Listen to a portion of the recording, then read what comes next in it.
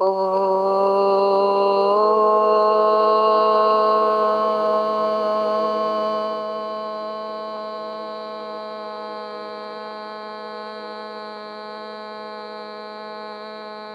सहना भवतु सहनौ भुनक्तु सह वीर्यं करवावहै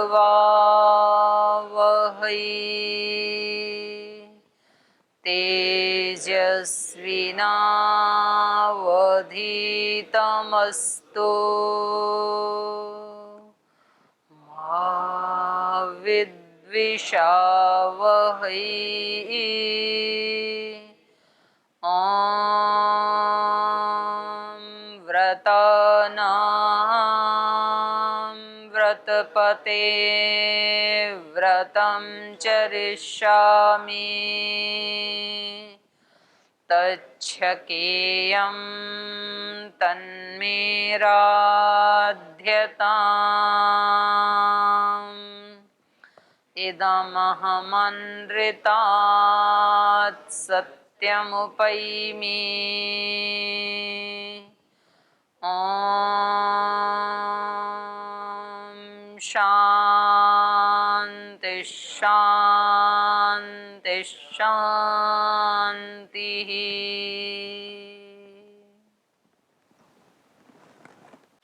तो कल पढ़ रहे थे हम 20 का 27 तक पढ़ लिया था।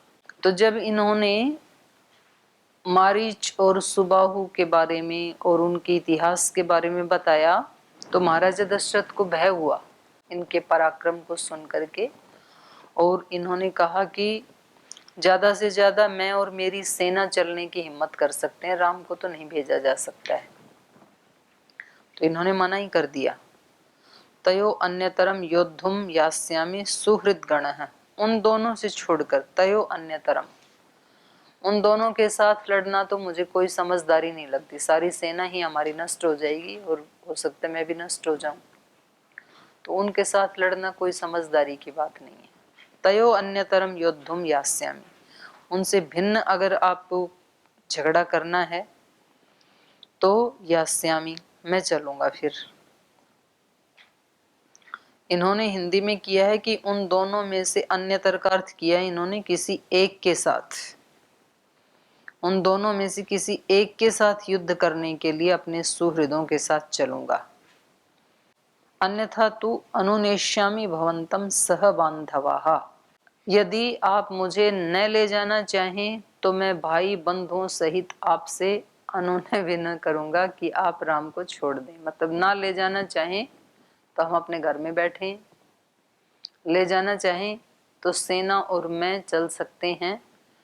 तो इसके दोनों अर्थ हो सकते हैं, उनको छोड़ के कोई और युद्ध करना हो तो चल सकते हैं। इन्होंने अर्थ किया है उनमें से किसी एक के साथ युद्ध करने के लिए हम तैयार हैं, दोनों के साथ नहीं। तो ऐसा इन्होंने निर्णय दे दिया। तो यहाँ तक हमने कल पढ़ लिया था। इसमें आपका कोई प्रश्न है तो पहले पूछ सकते हैं, तो फिर आगे बढ़ें जी। ओम प्रणाम दीदी। दीदी जी, ये जो रामायण पुस्तक है, ये जो इसमें श्लोक दिए हैं, इसमें सारे ऋषि वाल्मीकि द्वारा रचित हैं या फिर इसमें कुछ? ऐसा विद्वानों का मानना है कि जो वाल्मीकि जी के नाम से कुछ लोगों ने इसमें, लगता है कहीं कहीं प्रक्षिप्त है। ऋषि जी से रचित कितने श्लोक होंगे, कुछ ऐसा अनुमान है? अब ऐसे उसकी ठीक संख्या तो किसी ने संशोधन तो किया नहीं, किसी विद्वान ने अभी तक तो, पर कुछ बीच में ऐसे श्लोक आते हैं कि उनको देख करके ऐसे लगता है कि ये ऋषिकृत नहीं लग रहे हैं। चलिए, तो इनका इन्होंने बिल्कुल मना ही कर दिया ना जाने के लिए, तो अब उनको तो नाराज होना ही था, तो विश्वामित्र जी नाराज हो गए फिर। इति नरपति जल्पनाद द्विजेन्द्रं कुशिक सुतं सुमहान विवेशमन्युः सुहुत इव मुखेऽग्नि आज्यसिक्तः संभवदुज्ज्वलितो महर्षिवह्निः ये मुखे होगा ना, मखे की जगह ऊ लगा लो इसमें। इति नरपति जल्पनाद द्विजेंद्र कुशिक सुतम सुमहान मन्युः विवेश। तो नरपति के इस जल्प से, वाद जल्प वितंडा, 3 चीजें आपने अभी पढ़ी नहीं है, जो एमए में पढ़ रहे हैं वो पढ़ पाएंगे। अभी बातचीत करने के 3 तरीके होते हैं। एक होता है वाद, वाद में सत्य क्या है उसके ऊपर चर्चा की जाती है। भाई हमने ऐसे सुना है तो इसमें सत्य क्या हो सकता है, तो 2 अपना अपना पक्ष लेकर के चलते हैं और उसमें अपने अपने हेतु देते हैं, अपने अपने उदाहरण प्रस्तुत करते हैं, पर भावना ये होती है कि इसमें सत्य की खोज की जाए। और उसमें कहीं एक अपनी प्रतिज्ञा से, हेतु से, उदाहरण से भटकता है तो दूसरा उसकी सहायता भी करता है कि आपकी प्रतिज्ञा ये थी तो आपका हेतु ऐसा होना चाहिए, उदाहरण ऐसा होना चाहिए। इसको कहते हैं वाद। इसी को हम आज की भाषा में, वर्तमान भाषा में कह सकते हैं संवाद। संवाद करते हैं ना, सेवा वाले भाई भी करते हैं संवाद। तो संवाद का प्रयोजन क्या होता है? एक सत्य जो स्वामी जी ने हमें बताया उसको कई भाई बहनों को बताना, तो उसको संवाद कहते हैं। और दूसरा होता है जल्प। जल्प में होता है कि मतलब मेरी बात ऊपर रहनी चाहिए, दूसरे की बात को नीचे दबाना, वो जल्प होता है। और तीसरी होती है वितंडा। उसमें अपना कोई पक्ष नहीं होता, अपनी कोई बात होती नहीं है, बस एक ही प्रयोजन होता है, दूसरे का खंडन करना है। वो कुछ भी बोले उसका खंडन करना है बस। ऐसे लोग देखे कभी आपने बातचीत में, जो हमेशा खंडन करना होता है बस उनको? ऐसे भी लोग होते हैं ना, ऐसे भी होते हैं। अब उनसे कोई पूछे आपका क्या मत है, बोले मुझे मेरे मत का नहीं पता। कोई भी चर्चा उठा लेंगे, कभी राजनेताओं की उठा लेंगे, कभी कभी जैसे हमने तो बहुत सफर किया ना देश भर में, तो कभी ट्रेन में जा रहे हैं तो कोई बिल्कुल 2 अनजान लोग मिल जाएंगे और हाँ जी कहाँ से आए, तो थोड़ी देर तो अपने बारे में बात करेंगे, वहां से आए वहां जा रहे हैं बस। उसके बाद या तो उठा लिया राजनेताओं को, या फिर उठा लिया सन्यासियों को, बाबाओं को, या फिर उठा लिया अलग अलग मत पंथ संप्रदायों को। कोई भी एक उठा लेंगे और फिर उस पर खूब बातचीत करेंगे। बातचीत तो क्या करेंगे, निंदा करेंगे खूब उनकी, क्योंकि राजनेता कोई है नहीं और ये दोनों राजनेता हैं नहीं। तो राजनेता ऐसे होते हैं, राजनीति ऐसी होती है, सड़कें ऐसी बनाते हैं, खड्डे इतने रहते हैं, ब्रेकर इतने होते हैं, पुल इतने टूटते हैं, खूब उस पे निंदा करेंगे। ये ऐसे हो गए, उन्होंने देश बेच दिया, वो नेता अच्छे थे पहले वाले, अब वाले ऐसे हैं, उस पार्टी वाले ऐसे हैं। या फिर सन्यासियों को उठा लेंगे, आजकल तो लाल कपड़े वाले ऐसे होते हैं, कोई वहां बैठा है, कोई ये कर रहा है, कोई वो कर रहा है, फिर लास्ट में उन एक का स्टेशन बोले भैया अगले स्टेशन पे उतरना पड़ेगा, अपना स्टेशन। बोल छोड़ो, अपने को क्या लेना देना, कोई जैसा। अरे इतना पकड़ के अब कैसे छूटेगा, वो तो भर लिया कचरा अंदर, तो इतना सारा अब कहाँ छोड़ो, अब तो भर लिया। छोड़ना था तो पहले ही छोड़ना था। आपको टॉपिक लेते समय ही कोई ऐसी चर्चा शुरू करनी चाहिए थी जिससे अपना आत्म उद्धार हो। मनुष्य की क्या संभावनाएं हैं, आत्माओं की क्या क्या दोष हैं हमारे अंदर, कैसे हम उनको हटा सकते हैं, उसमें क्या क्या सावधानियां रखनी चाहिए, शरीर स्वस्थ कैसे रह सकता है, मन स्वस्थ कैसे रह सकता है, और शरीर और मन स्वस्थ रहने के बाद जो इस ब्रह्मांड में दिव्य स्पंदन है, वाइब्रेशंस हैं, दिव्य शक्तियां हैं, उनके साथ मैत्री कैसे हो सकती है, अच्छे मनुष्यों के साथ मित्रता सत्संगत कैसे हो सकती है, देवताओं के साथ सत्संगति कैसे हो सकती है, कैसे हमारा जीवन भी थोड़ा दिव्यता की तरफ एक कदम आगे बढ़ सकता है। ये तो अच्छी चर्चाएं हैं, तो ये करते तो बहुत अच्छी बात थी, सुनने वालों को भी लाभ होता कम से कम। अपना दोनों का नुकसान किया, आसपास जो बेचारे सुन रहे थे वो भाग भी नहीं सकते ट्रेन में से कहीं, उनका भी नुकसान किया, ना चाहते हुए भी सुनना पड़ता है। तो फिर कान में कोई भजन लगा करके वो सुनना पड़ता है ताकि इनकी बात ना सुननी पड़े। लेकिन मन में तो उनको बुरा लगता है सुनने वालों को, ये कहाँ पड़ोसी आ गई फालतू की बातें कर रही। तो ये अपनी बात को ऊपर रखना चाहते हैं, मतलब हम बिल्कुल ठीक, आपको पता लगे, यदि आप राजनेता बनो और फिर आप कुछ करके दिखाओ तब पता लगे आपको। किसी की निंदा करना तो बहुत सरल है, जब व्यक्ति खुद किसी काम को करके दिखाए तो फिर ये माना जाएगा कि भाई हाँ ये उनसे श्रेष्ठ है। और अपने से तो कुछ हुआ नहीं और दूसरे की निंदा करना, तो फिर उससे कुछ निकलता थोड़ी ना। वो तो मतलब अपने टाइम और अपनी एनर्जी को वेस्ट करने जैसा है।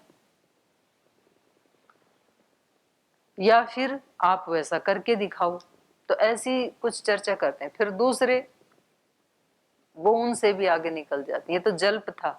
वितंडा, कोई व्यक्ति एक बात बोलता है वो उसको तुरंत काट देता है दूसरा, फिर उसको छोड़ के बोल तू हमेशा मेरी बात ही काटता है, बोल तू बात करता ही ऐसी है। अब उससे कोई पूछे कि अच्छा आप बताओ आपका क्या मत है, ऐसा कोई पूछता नहीं है, क्योंकि वो भी तो दर्शन नहीं पढ़ा ना। जो ये पूछ लेगा कि आपका मत बताओ, आप बोले मेरा कोई मत नहीं है पर ये ऐसे ही है, इसको वितंडा कहते हैं। तो जो दो हैं जल्प और वितंडा, वो निंदनीय माने जाते हैं। ये बात करने का अच्छा तरीका नहीं है। बात करना भी आना चाहिए, व्यवहार के अंतर्गत ही आता है ये।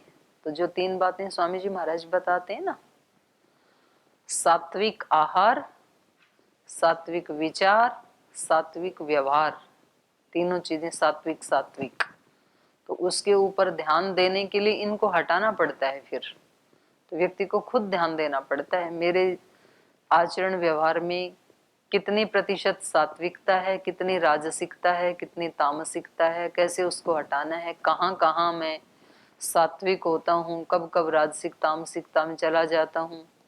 और सात्विक आहार, सात्विक आहार का मतलब इतना ही नहीं है कि आप जो यहाँ गुरुकुल में खा रहे हैं तो आप सारे सात्विक ही खा रहे हैं, ऐसा नहीं है। सात्विक का मतलब ये नहीं है कि जी हम तो मिर्च आदि खाते नहीं है, मसाले खाते नहीं है, मांसाहार करते नहीं है, सड़ा गला ऐसा खाते नहीं है, तो हम तो सब सात्विक ही खाते हैं। वो सात्विक तब बनेगा जैसी भोजन की क्वालिटी है वैसे ही खाते समय हमारे मन की भी क्वालिटी रही। चित्त अगर हमारा परेशान है, दुखी है, नाराज है खाते समय, तो वो सात्विक होते हुए भी वो भोजन राजसिक या तामसिक बन जाएगा। तो सात्विक आहार, सात्विक व्यवहार, सात्विक विचार। अब सात्विक विचार का मतलब ये नहीं है कि हमेशा आप गीता रामायण के श्लोक का ही उच्चारण करते रहें और आपको काम के लिए कहा जाए कि चलो खेती में काम करो, ग्राउंड में सफाई करो। बोले नहीं, हमें ये सब राजसिक से दूर रहना है, हमें सात्विक विचार में रहना है। उसका मतलब सात्विक नहीं है।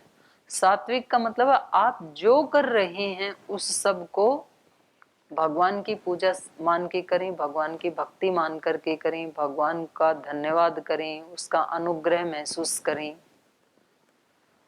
मतलब वो इतनी बढ़िया उसकी क्वालिटी हो जाए कर्म की कि उसको करके हमारा मन प्रसन्न हो जाए, तब वो कर्म सात्विक कहा जाएगा। चाहे वो बोलना है, चाहे वो चलना है, चाहे पढ़ना है, चाहे पढ़ाना है, चाहे देखना है, चाहे सुनना है, कोई भी कर्म हो सकता है। वो जिसको करके मन प्रसन्न होता है और ये चित्त में बना रहता है कि थोड़ी देर और चलना चाहिए था ये। अगर आप सुन रहे हैं और आपको सुनने में इतना आनंद आना चाहिए कि जब कक्षा समाप्त हो जाए तो भी आपको ये लगे कि ये चर्चा तो मुझे थोड़ी देर और सुननी चाहिए थी, इसका मतलब आपका चित्त ठीक था। और यदि आप घड़ी देखते रहो कि कब आस्था वाला 5 उंगली उठाई और कब 2 उंगली उठाई, कब मैं यहाँ से जाके खाना खाऊं, तो समझ लो आपने एक कर्म तो किया लेकिन ये आपका राजसिक या तामसिक कोटि में चला जाएगा। ऐसे ही व्यवहार की बात है, किसी के साथ व्यवहार करते हैं तो उस व्यक्ति के पास बार बार जाने को मन करता है कि उनसे मिलने के लिए चलें, देखो कितना अच्छा उन्होंने हमारे साथ बिहेव किया। और किसी के यहाँ जाते हैं तो दोबारा, अरे बोले वहां राम राम, दोबारा कभी नहीं जाएंगे। तो जो भी करते हैं वो इस तरह के होने चाहिए। तो ऐसे स्वामी जी बताते हैं, ये 3 चीजें यदि हमारी जितनी जितनी ठीक होती जाएं तो उतना उतना हमारा आनंद बढ़ता चला जाएगा। सात्विक आहार, सात्विक विचार, सात्विक व्यवहार। तो यहाँ महाराजा दशरथ का व्यवहार कैसा हो गया? राजसिक और तामसिक श्रेणी में चला गया। क्यों? मोह के कारण। हम निम्न चेतना में किसके कारण जाते हैं? दोषों के कारण। दोष क्या है? राग, द्वेष, मोह।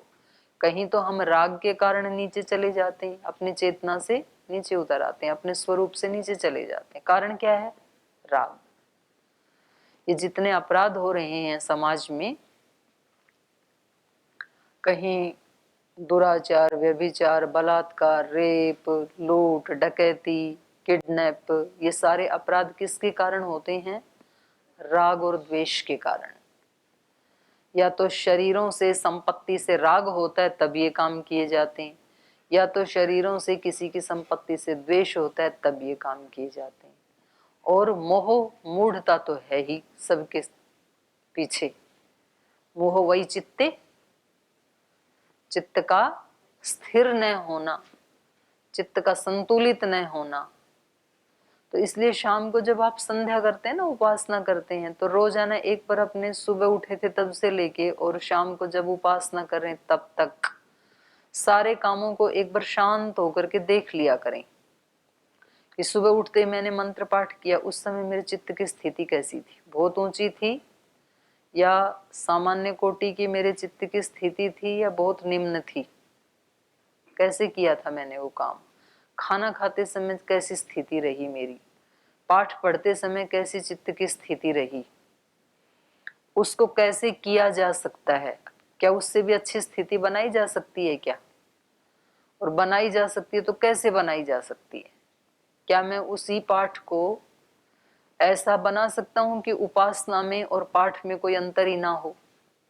क्या मैं उसी भोजन को ऐसी विधि बना सकता हूं कि भोजन करने में और कोई अनुष्ठान करने में अंतर ही ना हो? क्या ऐसा किया जा सकता है? और किया जा सकता है तो कल उसके लिए प्रयास करूंगा। ऐसा संकल्प लेके व्यक्ति को सोना चाहिए कि आज से बेहतर मेरा कल होगा। रात को सोते समय ऐसे संकल्प करें और अगले दिन फिर उसकी प्रैक्टिस करें, अगले दिन फिर उसको देखें कैसा रहा। तो ऐसे थोड़ा थोड़ा अंतर पड़ेगा, एकदम से तो ठीक होता नहीं है। क्योंकि आज आपने अपनी 10 जगह त्रुटियां देखी थी, तो हो सकता है कल 9 ही हो आपके ध्यान देने से, अगले दिन 8 ही हो, या 2-4 दिन के बाद हो जाएंगी। हो सकता है ध्यान देने के बाद भी 10 की 10 ही त्रुटियां हुई हों आज, ये भी हो सकता है। तो ऐसे 5-7 दिन भी आप देखेंगे तो फिर निश्चित रूप से जहां भी आदमी टाइम देगा वहां उपलब्धि होगी जरूर, और जहां टाइम नहीं देगा वहां उपलब्धि नहीं होगी, वो चला जाएगा। ये नियम है, ये शाश्वत नियम है। जिस चीज को आप वक्त देंगे, टाइम देंगे, उसकी उपलब्धि होगी आपको। जिसको आप टाइम नहीं देंगे उसकी उपलब्धि नहीं होगी। आप स्वास्थ्य को टाइम देंगे, स्वास्थ्य की उपलब्धि होगी। स्वास्थ्य को टाइम देने का मतलब क्या है? व्यायाम, प्राणायाम, योगासन, अच्छा आहार, अच्छा विचार, इस पे आप जागरूक हैं, स्वास्थ्य लाभ होगा, क्यों नहीं होगा? नहीं देंगे तो अच्छा भला स्वास्थ्य भी बिगड़ जाएगा लापरवाही से।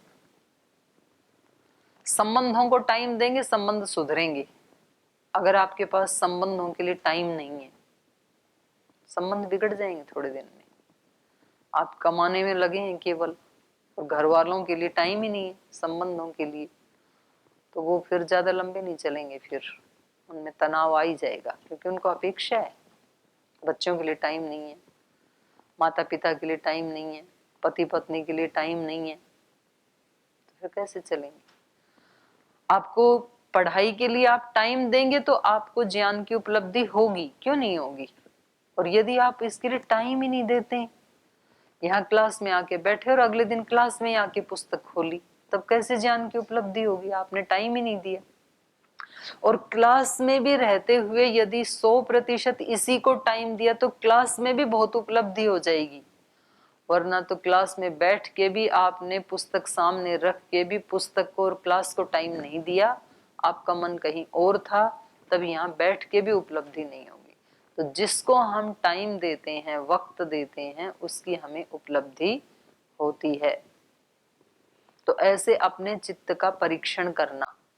तो ऐसे महान से महान ऊंची स्थिति पे जाने के बाद भी चांस होते हैं राजसिकता और तामसिकता में गिरने के।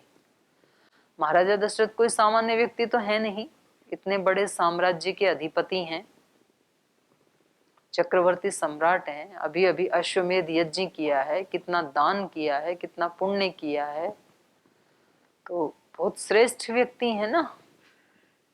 लेकिन तो भी मोह के कारण कैसी स्थिति हो गई, राजसिक तामसिक स्थिति हो गई, सात्विकता से नीचे आ गई।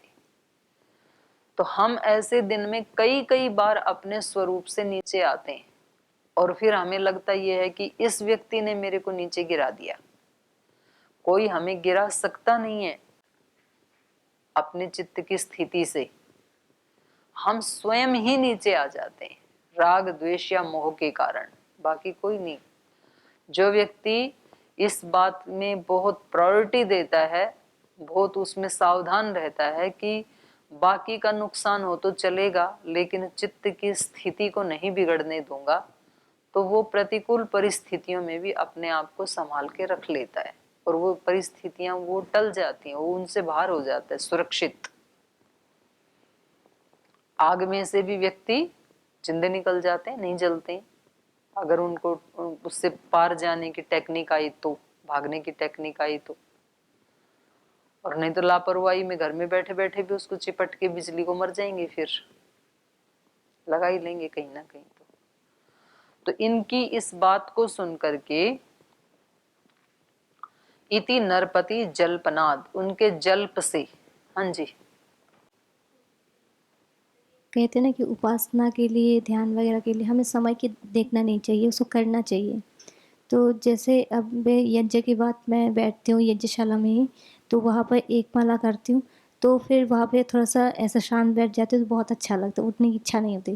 फिर याद आता है कि कक्षा में जाना होता है, तो फिर वो उस वहाँ पे इच्छा ना होते हुए उठना पड़ता है। तो उस स्थिति में हमें क्या करना चाहिए, समय को तो देखना क्लास चाहिए। को भी यज्ञ बना लो ना, अखंड यज्ञ चलने तो जीवन का, अपनी कक्षा को भी यज्ञ बना लो। यज्ञ क्या है, एक निष्काम भाव से किया जाता हुआ कर्म ही तो है, और क्या है, इसको भी वैसे ही कर लो। तो यही है बस, उसको अखंड बनाना, क्योंकि परिस्थितियां हमारे से पूछ करके नहीं आएंगी संसार में। हर व्यक्ति के अलग अलग दायित्व हैं, किसी को ऑफिस जाना पड़ेगा, किसी को क्लास में जाना पड़ेगा, किसी को दुकान पे जाना पड़ेगा, किसी को स्कूल कॉलेज में जाना पड़ेगा। तो दायित्व तो निभाने ही पड़ेंगे, नहीं तो संसार कैसे चले। तो ये जो साधना करने वाले हैं, जिनको योगी बनना है, जिसकी प्रतिज्ञा थोड़ी ऊंची है, तो वो फिर उसके लिए अखंड बना देगा उसको, अपनी साधना को अखंड बनाने। और वो ही मात्र एक उपाय है, बैठना उपाय नहीं है। कब तक बैठोगे ऐसे, खाने के लिए नहाने के लिए उठना तो पड़ेगा ना, और उसके लिए फिर कुछ पुरुषार्थ भी करना ही पड़ेगा। और अगर आपने सारी जिंदगी ऐसे बैठे रहे और आप बाहर गए ही नहीं, बोले जी हम जाएंगे ही नहीं, तो भी हमारे अंदर राग द्वेष के संस्कार तो नष्ट तो होंगे नहीं, फिर भी तो हम उनको लेके ही विदा हो जाएंगे फिर। तो ठीक है, बाहर से लोग कह देंगे बहुत अच्छा साधक था, वो कभी निकला ही नहीं, इतने दिन मौन रहा, ऐसे कह देंगे लोग तो। लेकिन उसने अपने, क्योंकि उसकी परीक्षा तो वहां होगी ना, दूसरों के बीच में। तैयारी तो कर सकता है व्यक्ति, एकांत में करना ही चाहिए। तो ये सबसे अच्छा तरीका है, ये मीडियम मार्ग है। जैसे गुरुकुल आदि में आप रहते हो ना, इससे सुंदर जीवन कोई नहीं हो सकता है। देखो, कमजोर आत्मा बिल्कुल उस संसार में रहेगी तो भी वो आगे नहीं बढ़ पाएगी, क्योंकि वहां माहौल ही बिल्कुल दूसरी तरह का है। तो वहां बड़ा पुरुषार्थ करना पड़ेगा। यहाँ मध्यम कोटि का पुरुषार्थ, क्योंकि सारे एक ही उद्देश्य वाले हैं, सबकी एक ही दिनचर्या। तो कोई अपवाद रूप में ऐसा होगा जो यहाँ आकर के भी और वैसा जीवन नहीं जीना चाहता है। अपवाद तो मिल ही जाते हैं सब जगह। तो यहाँ 2-3 घंटे अपनी साधना करो और फिर स्वयं ही स्वयं की परीक्षा करो बाकी के व्यवहार काल में। तो कितना अच्छा है यहाँ पे। और फिर उसके लिए तैयारी करो।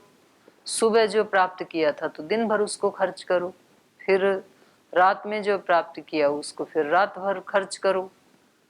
तो नींद जो है वो भी तो हमारे जीवन का आधा हिस्सा है ना। तो नींद को भी गीता में सात्विक, राजसिक, तामसिक बताया है। और जैसी नींद होती वैसा दिन भी होता है, नींद का भी प्रभाव पड़ता है। आप ये नहीं कह सकते कि जी रात को तो हम कुछ भी नहीं करते हैं। रात को भी कमाई करता है व्यक्ति और रात को खोता भी है कमाई व्यक्ति, तो रात निष्क्रिय नहीं है। इसलिए निद्रा को भी एक वृत्ति माना। महर्षि पतंजलि ने 5 वृत्तियां मानी ना, प्रमाण, विपर्य, विकल्प, निद्रा। तो उसमें निद्रा भी एक वृत्ति है, वो वृत्ति रहित होना नहीं है। तो हमें अपने दायित्वों का निर्वहन तो करना ही है। बस अभ्यास और वैराग्य का मतलब इतना ही है कि उन कर्तव्यों को भी हम साधना जैसा ही बनाने की कोशिश करें, यत्न करें। तत्र स्थितौ यत्नो, अपने चित्त को उसी स्थिति में रखने का यत्न करना, यही अभ्यास है। जिस स्थिति में आपने ध्यान के समय अपने चित्त को रखा था, उपासना के समय रखा था, किसी की सेवा करते समय आपका चित्त जैसा था, किसी को दान देते समय जैसे आपके चित्त की स्थिति थी जो आपको अच्छी लग रही थी, उस स्थिति को बनाए रखने के लिए यत्न करना, सब काम करते हुए भी, यही अभ्यास है। ठीक है, चलें। इति नरपति जल्पनात्, तो राजा जो ऐसे जल्प किए जा रहा था, तो जल्प का मतलब क्या हुआ? अपनी बात को ऊपर रखना। इतने सारे तर्क दे दिए ना, इतने हेतु दे दिए इन्होंने कि वो इतने बड़े राक्षस, मेरा राम 16 वर्ष का भी अभी नहीं हुआ और उनके सामने राम को ले जाना, तो ये तो बिल्कुल भी समझदारी नहीं है। तो अपनी बात ऊपर रख ली और ऋषि की बात को खंडित कर दिया एक तरह से। तो अब जो हैं ये भी कुशिक सुतम सुमहान मन्यो विवेश, जो ये कौशिक थे, जो विश्वामित्र थे, जो सुमहान हैं, या यहाँ मन्यो का विशेषण भी हो सकता है, ये सुमहान मन्यो विवेश है, ये बहुत मन्यो से आवेशित हो गई, माने नाराज हो गई। मन्यो मतलब उचित क्रोध। ओम मन्युरसी मन्युम मयि देहि, ऐसे हम प्रार्थना करते हैं अग्नि से। तो भगवान से कहा जा रहा है कि आप मन्यु हैं, मन्यु रसी। मन्यु मतलब दुष्टता को नष्ट करने के लिए जो प्रचंड शक्ति है, उसका नाम ही मन्यु है। तो एक प्रकार का क्रोध ही है वो भी, लेकिन क्रोध एक तो श्री राम का क्रोध है असुरत्व को विनाश करने का, कृष्ण का क्रोध है कंस के ऊपर, राम का क्रोध है रावण के ऊपर, एक योगी का क्रोध है अपनी दुर्बलताओं के ऊपर। तो उस क्रोध को तो अच्छा माना जाता है, उसी का नाम मन्यु है वेद में। मन्युरसी मन्युम मयि देहि, मुझे भी आप मन्यु स्वरूप है, मुझे भी मन्यु से युक्त कर दें ताकि मैं भी अपने दोषों को, दुर्गुणों को नष्ट कर सकूं। तो ऐसे ये विश्वामित्र हैं, ये मन्यु से विवेश, क्रोध से भर गई, नाराज हो गई। कैसे हुए? सुहुत इव मुखे अग्नि आज्यसिक्तः, जैसे अग्नि मुखे, अग्नि के मुख में सुहुत इव अच्छी तरह आहूत किया हुआ, आज्यसिक्तः, आज्य मतलब घी, घी से सींची हुई अग्नि, माने जिस अग्नि में घी डाला और वो हमने सुहुत अच्छी तरह आहुति दी, इधर उधर नहीं डाला घी को कहीं, तो उस समय अग्नि का मुख कैसा होता है? प्रज्वलित हो जाती है। इधर उधर डालेंगे तो उसका प्रभाव नहीं होगा अग्नि के ऊपर, और अग्नि के बीच में डालेंगे तो उसी को ही कहेंगे सुहुत।